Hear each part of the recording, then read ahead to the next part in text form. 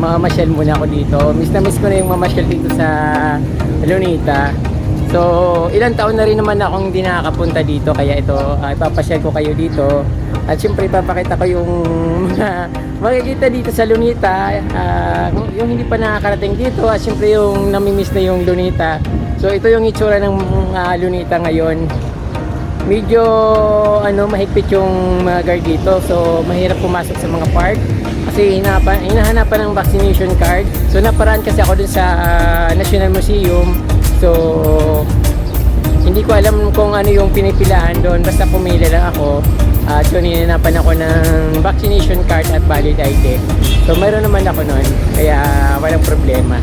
Napakahigpit ng security dito kapag di sa Lunita Park. So talagang ayaw nilang pumayag na basta ka na lang mag-vlog. Kailangan sasabihin mo kung anong purpose mo, kailangan sabihin mo kung yung anong vlog mo, kung anong ipopromote mo. Sa akin naman from di kasi kaya ko naisipan dito pumunta kasi gusto ko talagang bumalik dito dahil napakatagal ko hindi nakakapunta dito. So ngayon lang siyempre yung mga vlog naman kasi kaprom din nakakatulong yun sa mga tourism ng Pilipinas, hindi lang sa sarili mong bayan, hindi lang sa kung saan ka nakatira, kundi sa buong Pilipinas yung napopromote mo. Katulad ng mga pinapakita ko kaprom di nabubulol naman. Katulad ng mga pinapakita ko kaprom di, syempre kahit pa paano may impact yun sa Philippine tourism at sa mga local destination dito sa atin. Kaya ayun, gusto ko kong ipakita yung dito sa sa Lunita Park kung ano na yung improvement dito. At syempre dati naman kasi hindi naman ganito kadaming halaman at maraming tao dito palagi. May mga nakahiga sa banig, may mga yun, alam niyo na yun, pupunta dito every weekend. Tapos maglalagay ng banig yan sa damuhan, din saka sila magkakainan, din yung mga basura nagkakalat. So yun ang dito dati. So ngayon bago na yung Lunita at napakaganda ng Lunita ngayon.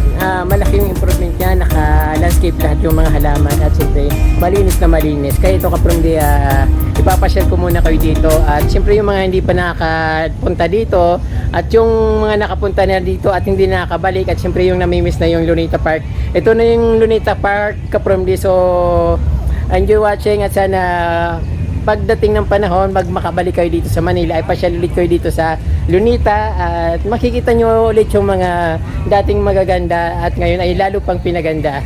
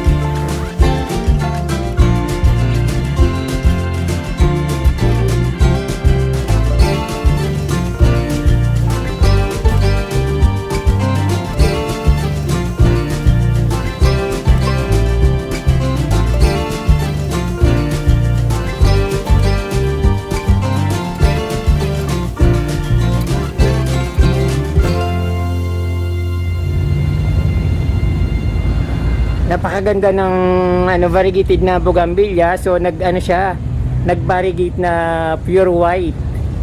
Ayan, medyo yellowish na white. So napakagandang tingnan, parang hindi siya bougainvillea. Parang bulaklak yung dating niya. Yan, dito lang sa Lunita Park makikita yan.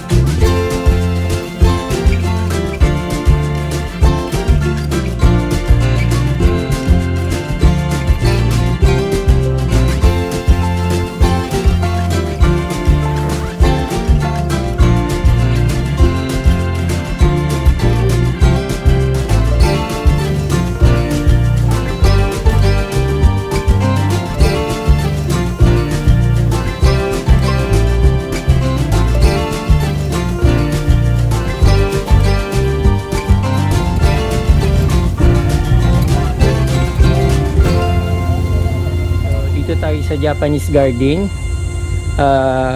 Hindi pa ako nakakapunta dito sa Japanese Garden. Ang pinasok ko kasi dito yung Chinese Garden.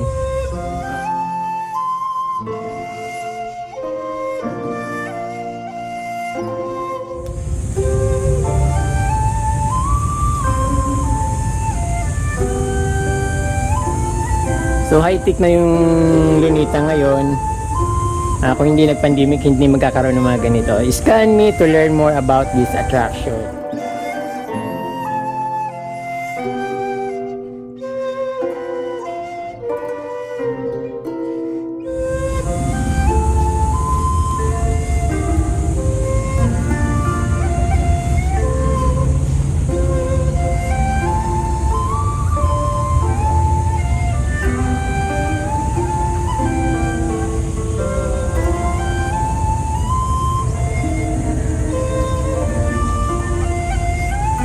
So pasok tayo dun sa pinaka-exciting na lugar ng Japanese garden. So may mga bamboo dito.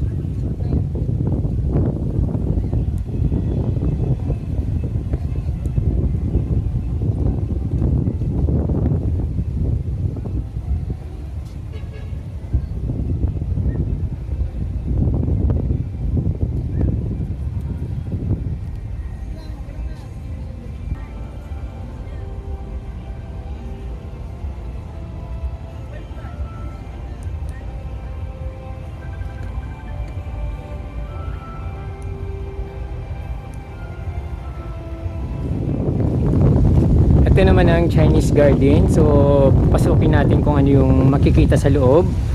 At siguradong maganda rin dito. Very peaceful yung ano niya, yung ambience at napakaganda.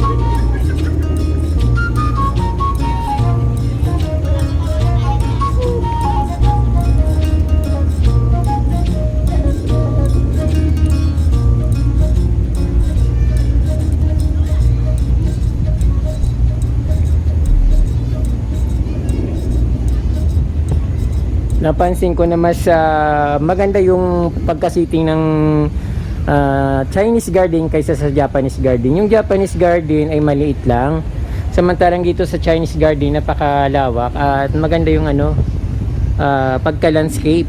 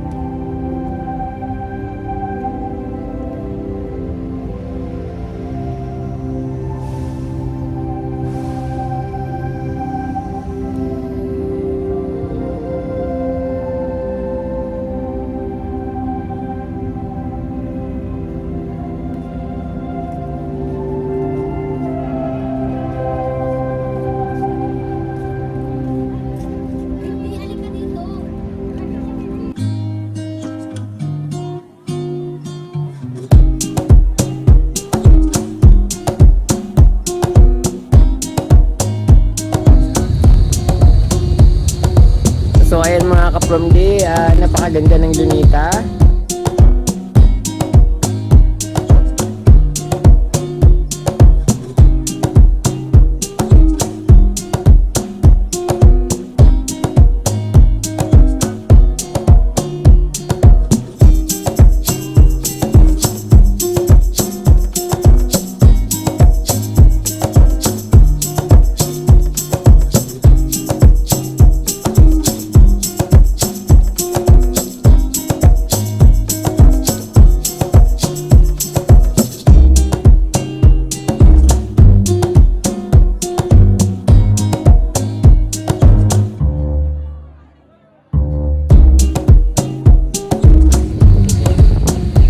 Dati mayroon pa itong grandstand, kaya lang doon sa bandang dulo, kaya lang parang ano na, sinarado na.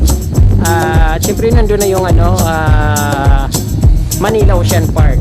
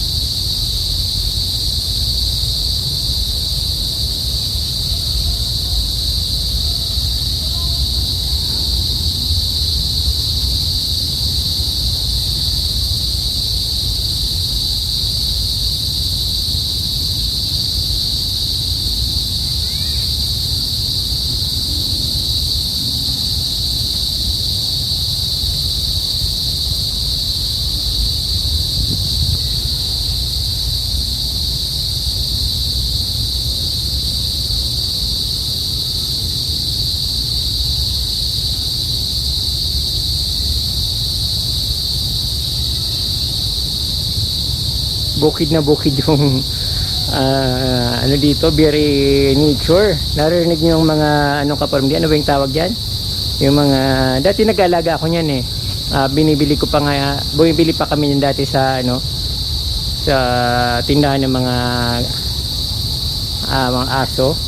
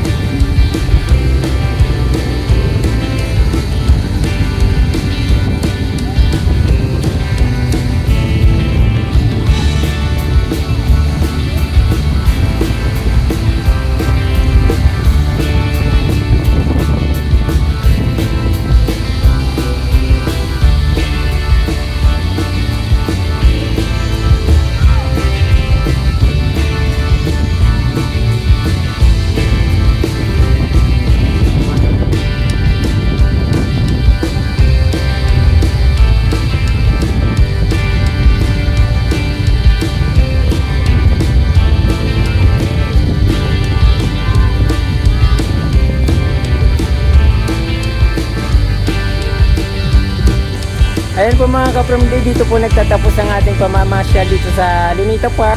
Pag pumunta kayo dito sa Manila ka-From Day, huwag niyo pong kalimutan pumunta sa Lunita Park or sa Rizal Park para ma-experience nyo naman kung anong na-experience ko. Napakaganda at napakalinis.